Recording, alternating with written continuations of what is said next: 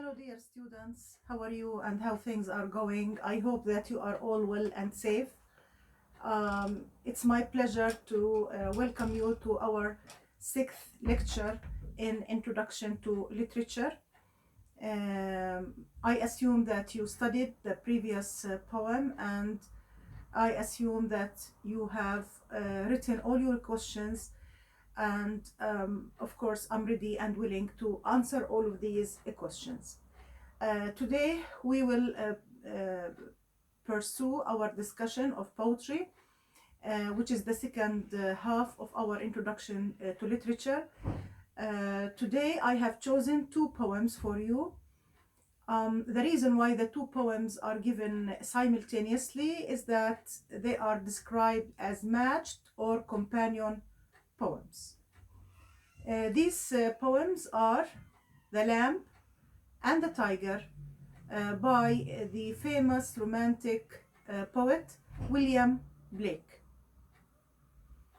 I think one of the things that I want to tell you is that many anthologies and books which study English poetry include these two poems and give detailed analysis, since these two poems represent an important era in the history of English poetry. Another piece of information that I would like to share with you is that The Lamb is a representative poem that was chosen as the central symbol of an important collection of poems written by William Blake. The lamb is the central symbol in Blake's Songs of Innocence. The same is true of the tiger. The tiger is also the important symbol that was chosen by Blake to be included in his second collection of poems, which is Songs of Experience. And if you just give yourself 1 minute to think of the connection between innocence and experience, I think I can give you a clue. If you remember our study of James Joyce's short story Arabi, that dealt with the human initiation from the time of innocence to the time of experience, when a person grows up and is actually transferred to a new period of time in his life where his innocence is lost, and this is of course a requirement for experience to be gained. And I told you at that time that innocence and experience cannot exist together, and that moving from innocence to experience is an irreversible situation. So if you think about it, the first collection was Songs of Innocence, and the important poem in the collection is The Lamb, and the second one is Songs of Experience, and the symbol is the tiger. I think your knowledge of animals allows you to know that the lamb is a prey. That is, the lamb is often devoured by other creatures. And also it's the animal that we as human beings sacrifice. It's the animal that we slaughter. On the other hand, if you think of the tiger is a symbol of fierceness. And the tiger is a very horrifying animal. Actually, people are all afraid of tigers. So probably you can now realize why the tiger is the symbol of experience and the lamb is the symbol of innocence. William Blake introduced his poem, The Lamb, by showing us a kind of dialogue between a child and a lamb.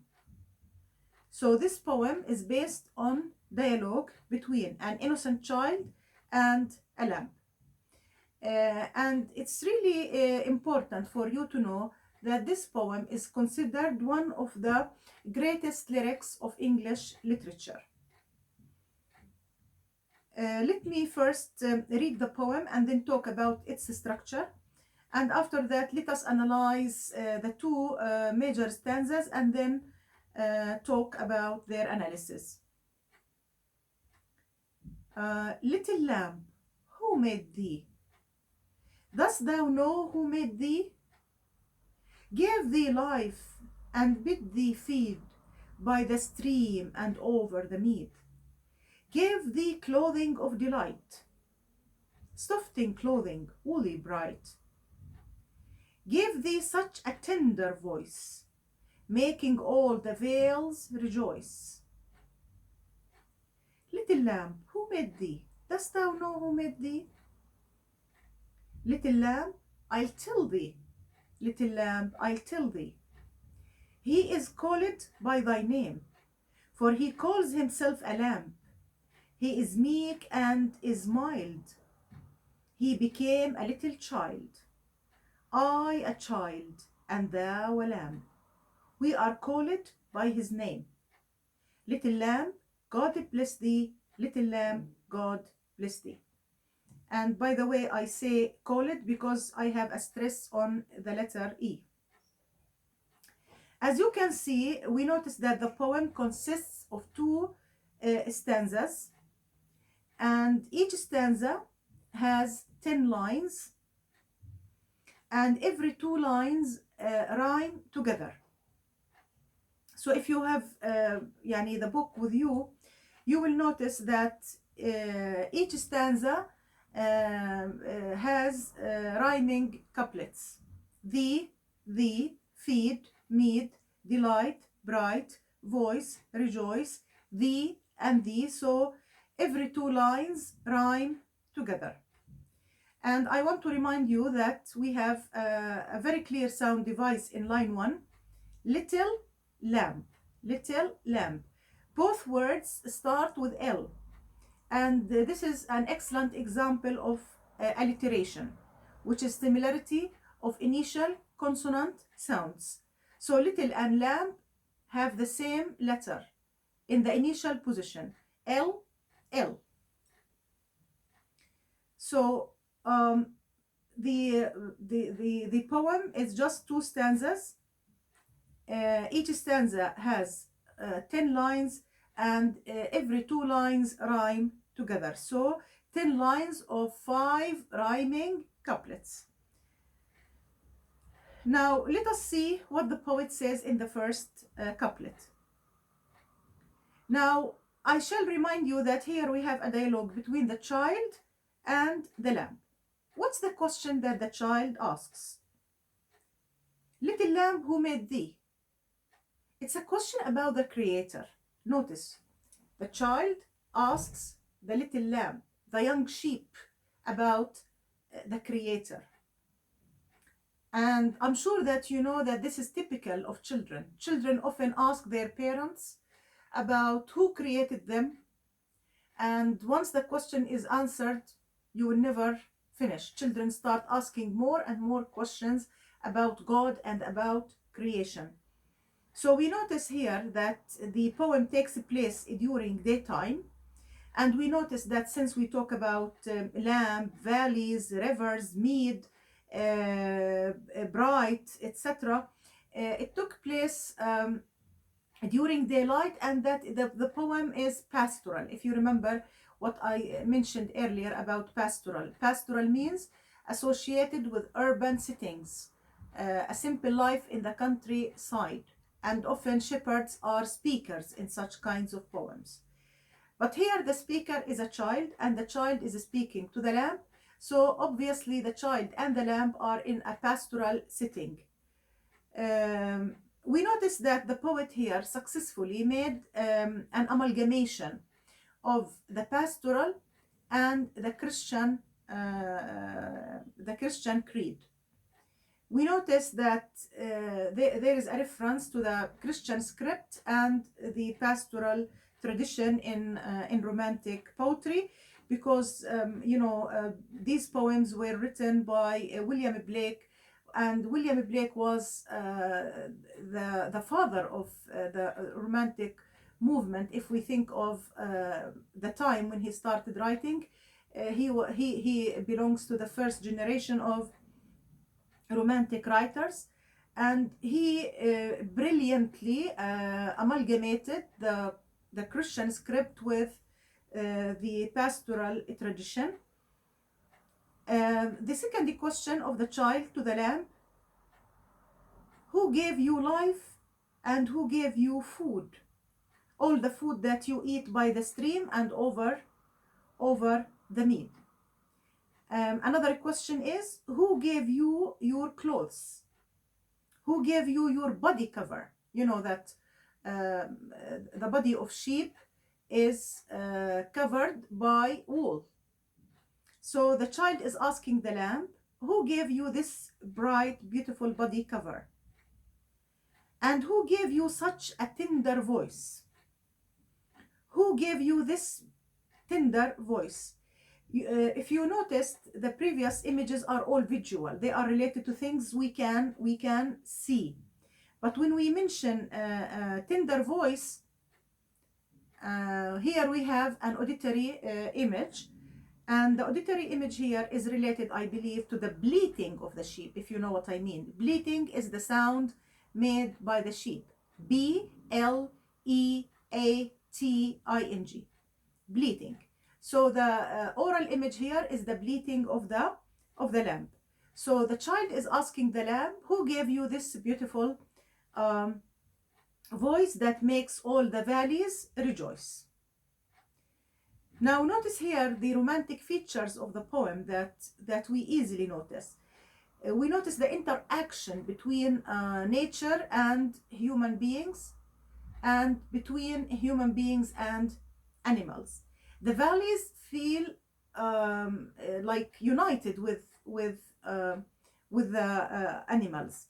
Like the valleys feel happy for the bleating of the sheep. Then the writer continues by saying, little lamb, who made thee? Again, another example of alliteration. Dost thou know who made thee? So we notice that the first two lines of the first stanza are the same like the last two lines of the stanza, which means that line 1 and 2 are similar to 9 and 10. So this becomes a sort of refrain. And since you just started to study literature, you are just taking an introduction to literature, probably you don't know the meaning of refrain. So refrain is repetition in poetry, repetition of a word, a phrase, or a group of lines to create a mood or to emphasize an idea. So here this poem has this kind of refrain in the first two lines and in the last two lines of stanza number 1. This helps create music in the poem, and it also helps in emphasizing the meaning that the poet wants to communicate, and to highlight the dialogue between the child and the lamb. So if we move to the second stanza, little lamb, I'll tell thee, little lamb, I'll tell thee. Now we have a second refrain here, which is little lamb, I'll tell thee, little lamb, I'll tell thee. We notice that the poet created a symphony of alliteration by repeating the L so many times in the poem. Notice here that in the second stanza, the child becomes more confident and possesses authority, and tries to show the child, to show the lamb that he is a source of information or a source of knowledge. He's the one who knows who created the lamb and can tell the lamb about that. Now, you know that children love puzzles, so he puts it like a puzzle or a riddle for the child, for the lamb. And he says, the one who created you is the one we are called by his name. We are called by thy name. He's called by thy name, the person who created you, the lamb, is also called by your name. Both of you are lambs. Both of you are lambs. Well, God is the creator, so how come that God is a lamb. And here we are controlled by the Christian concept of sacrifice and Christ. According to the Bible, specifically, I might quote the Bible of John, where it says, "Behold, the Lamb of God who taketh away the sins of the world." Jesus Christ in this verse is described as a lamb. So we notice that the poem created this kind of reference to the Christian beliefs about the Trinity and about the fact that God created the universe, but God also sacrificed his own son on the cross. So what we have is a kind of Trinity, another kind of Trinity. It's the child, the lamb, and the redeemer. The child, the lamb, and the redeemer. So Jesus Christ is a redeemer, and he was a child, and God sacrificed his child on the cross to save humanity. So here we notice that sacrifice led to death, and death is a tragedy in itself. So the child says to the lamb, "He is called by thy name," that is, he is also a lamb. And I told you that the word hamal in Arabic is the same word which is used to describe Jesus Christ in the Bible of John or Injil Yohanna. He is described as hamal. He is meek and he is mild. Jesus Christ is humble and gentle, as humble and gentle as a little lamb. He became a little child, I a child and thou a lamb. So notice that there is a similarity here between the child and the lamb. Both represent youth. The child is a young human being and the lamb is a young sheep. And we are called by his name means that all the believers in Christ are called Christian. And that's why he says, "Called by thy name." Then the poet ends with another refrain: "Little lamb, God bless thee. Little lamb, God bless thee." We notice the intrusive vowel bless, the vowel E in bless. God bless thee and God bless thee. So we notice that in this poem, William Blake really emphasized the use of alliteration in the L sound and the use of assonance in the vowel E in different parts of the poem. So to sum up, I can highlight some points here. We notice that this poem is highly symbolic and it includes what we call a universal symbol. And a universal means international. It's understood and recognized all over the world. And the lamb in the poem is a symbol of selfless innocence. A symbol of selfless innocence. When you are altruistic and when you are innocent. In this poem, Blake has the child as the major speaker in the poem, and he identifies the child with the lamb, and by using the lamb, the poet created a symbol of Christianity, which is Trinity, of the thing in the poem, which is child, lamb, and redeemer. Also, we notice that the poet used the refrain to provide the poem with a song-like quality. We know that this poem is a lyric. You know that.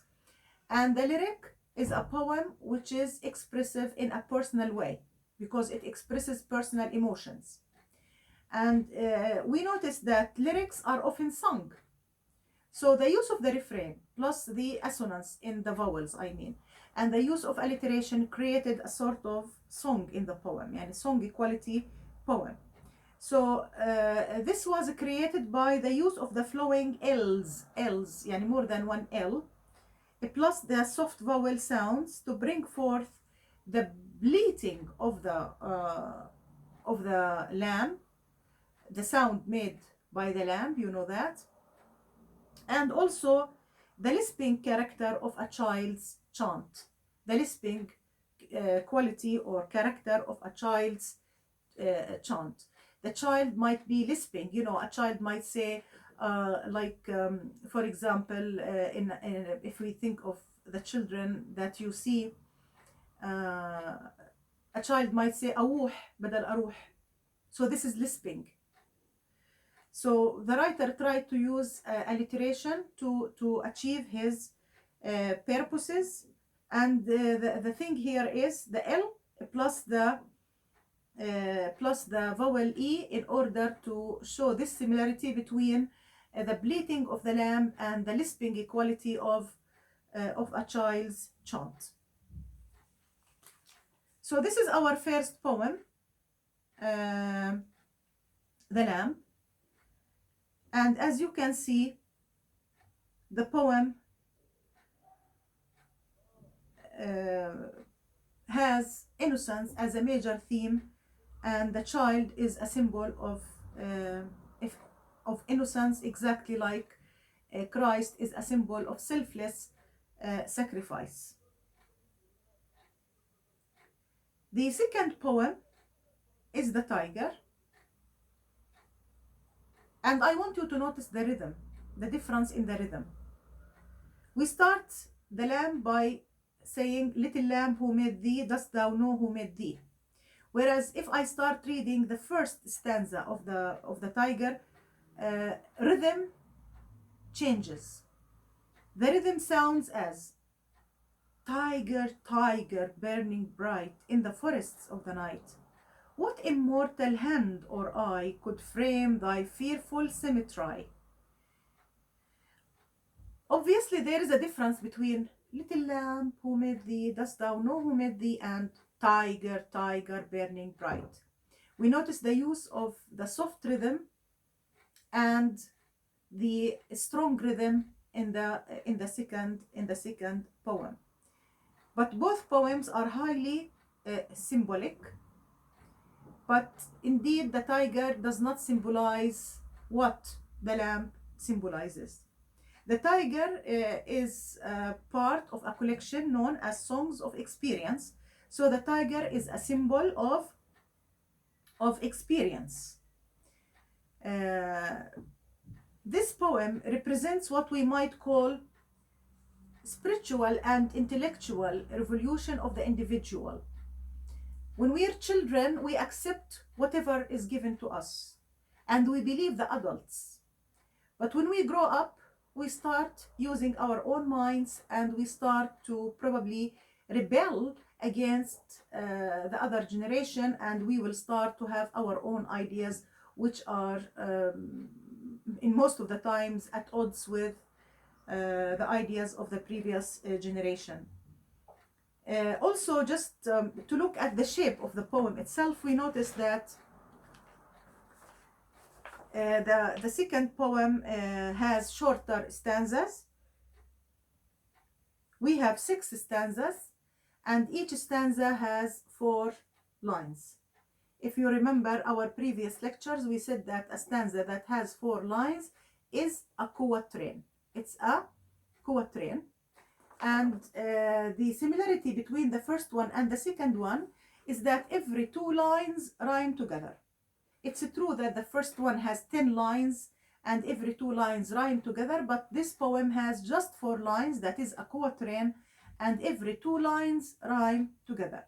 Bright with night, eye with symmetry, skies with eyes, aspire with fire, etc., etc.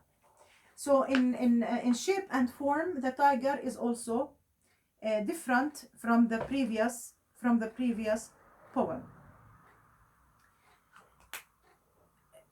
if you read some analysis of the tiger, you will notice that many critics believe that this poem is a spiritual and intellectual revolution by individuals. That is, when the individual does not accept the previous ideas and tries to have his own idea. If the time of the poem, the first poem, is daylight and daytime, we notice that the time of this poem is during night. And the speaker in the poem, who is not identified, is puzzled at the sight of the tiger at night. And therefore, since we say puzzled, yani the speaker is puzzled, this necessarily means that the speaker is not sure about anything. The speaker is going to ask a series of questions. And of course, there are no answers in the poem. It's enough to raise the question. The questions are basically about the fierce appearance of the tiger. And it raises questions about the creator of the tiger. God created the lamb, and God also created the tiger. In the first poem, we noticed that the lamb represents sacrifice, and Jesus Christ is a symbol of selfless sacrifice, and Christ was sacrificed because Christ loved humanity. But in this poem, we start asking questions about evil. We're not asking about goodness and innocence. We're talking about evil. Christianity teaches people that God is love and that God is all loving. And the question is, if God is all loving, why did he make such a fearful creature? The tiger is a destructive, ferocious creature. But why did God create him? Well, God meant life to be poles: good, evil, black, white, bright, dark, knowledge, ignorance. So life is a cycle of poles. Life is full of diversity, and there is richness in diversity. How could human beings know good without knowing evil? So definitely God is wise, and God knows what should be done.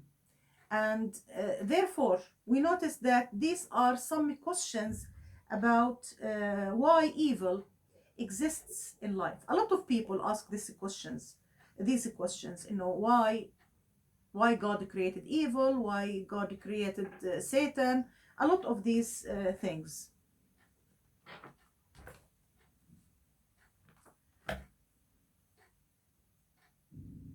So the questions asked by the speaker is, what immortal hand or eye could frame thy fearful symmetry? And of course the word is symmetry, but I have to read it as symmetry to rhyme with I, and this is what we call poetic license. The poet is allowed to break the rules of pronunciation in order to have rhyming words. So who created this fearful pattern? We notice that the speaker is afraid of the fearful nature of the tiger. And remember, if the lamb is a prey, then the lamb, if the lamb is a prey, the tiger is a predator. So is it easy to understand why the one who created the innocent lamb is the same God who created the evil tiger, the predator? The tiger is a very fierce animal. In what distant deeps or skies burn the fire of thine eyes? On what wings dare he aspire? What the hand dare seize the fire? Actually, seizing the fire is not as easy as it seems. There could be an allusion to Prometheus in the second stanza. In Greek myths, it's believed that there was a god known as Prometheus, and Prometheus was one of the titans, and he challenged Zeus and gave the holy fire to the human beings. So this could be a kind of transgression, yani, like challenging Zeus in order to give the fire to the human beings. So not any hand can dare and touch the fire. So indeed it was very brave of Prometheus to seize the fire. This is one interpretation, and it's not necessarily the only one. It could also refer to the blacksmith. You know the meaning of blacksmith. The person who works with metals, we call him a blacksmith. The reason why we have a lot of fiery imagery is the fact that the writer is referring to the blacksmith fire, which is used in tempering metals, etc.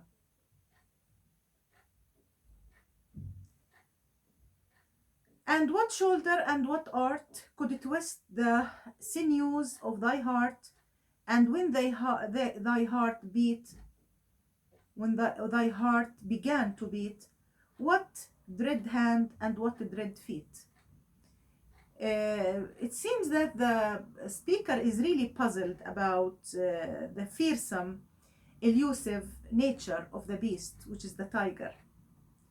A reference to the time when the tiger starts to run and his heart starts to beat very fast. When we see this sight, we feel terrified. What hammer? What the chain? In what furnace was thy brain? What the anvil? What dread grasp? There its deadly terrors clasp. We notice the use of hammer, furnace, anvil, and all these are tools used by the blacksmith. So we notice that the metal is associated with the work of the blacksmith. The blacksmith needs to work with fire and to use a hammer and to use an anvil to create shapes from metal and to do whatever he wants to do with the metal. When the stars threw down their spears and watered heaven with their tears, did he smile his work to see? Did he who made the lamb make thee?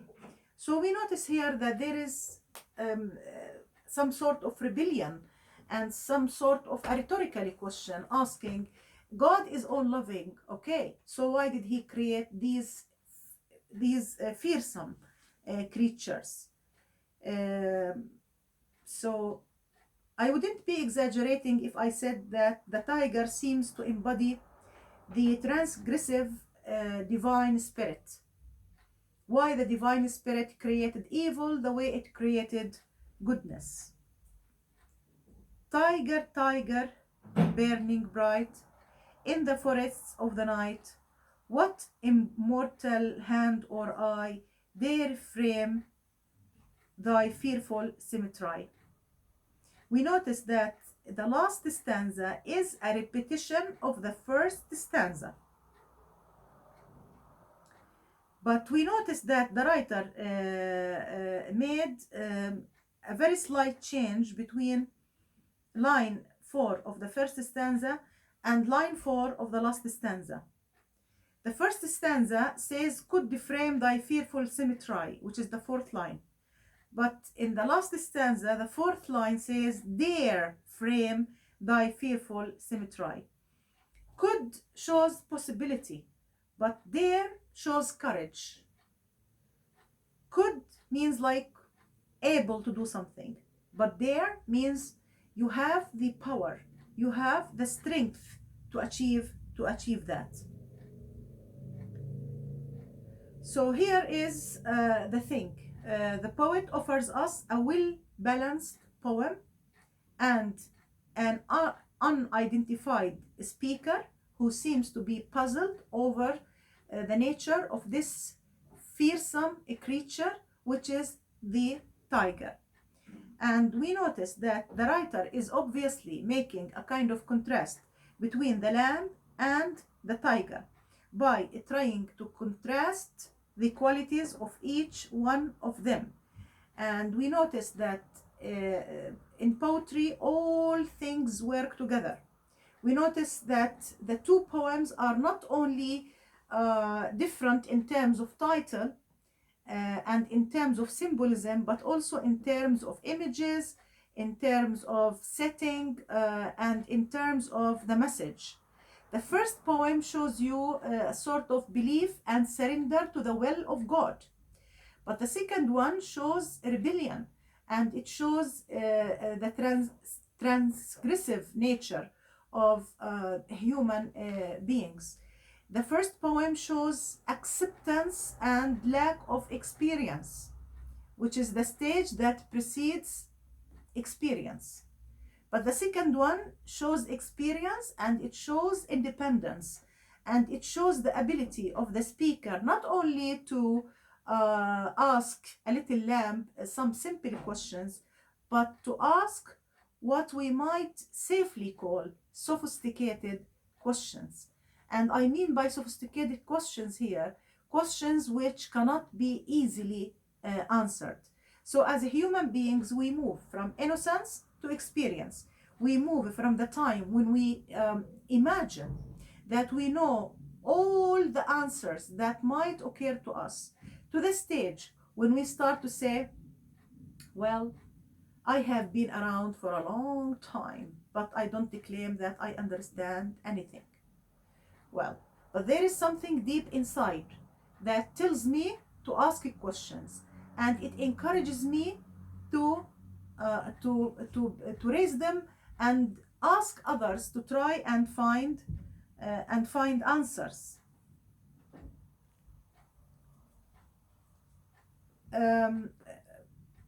Finally, before I finish with the two poems, I want to tell you that some interpretations of the poem emphasized that the lamb is Christ as part of the Holy Trinity, and the tiger is Satan.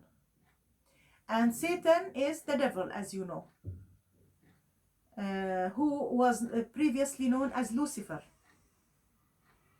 So God is part of the Christian Trinity along with the lamb, whereas the tiger, if we accept that the tiger is Satan, the tiger is Satan who rebelled against the will of God. And this encourages readers to ask, why did God create Satan? But I don't claim that I know why God created Satan. I can guess, but I cannot be 100% sure why God created these two sides of life, good and evil, bright and dark, hope and hopelessness, optimism and pessimism. Well, God has his own wisdom, and I don't claim that I have such wisdom to answer all these questions. It's enough to raise these questions and to encourage you to answer these questions. So it would be a good idea if you write some comments telling me why do you think God created the lamb and the same God created the tiger, why God created good and God also created evil, why God created innocence and sacrifice and then created evil, or in black and white, why God created Satan. So we come to the end of our lecture for today about William Blake's The Lamb and the Tiger. I welcome your questions as well as your comments under the video. Next time I will be dealing with Shakespeare's Sonnet 18. Till we meet, thank you and probably we will have a nice time discussing Shakespeare's Sonnet 18, because it is a very widely quoted poem. Thank you.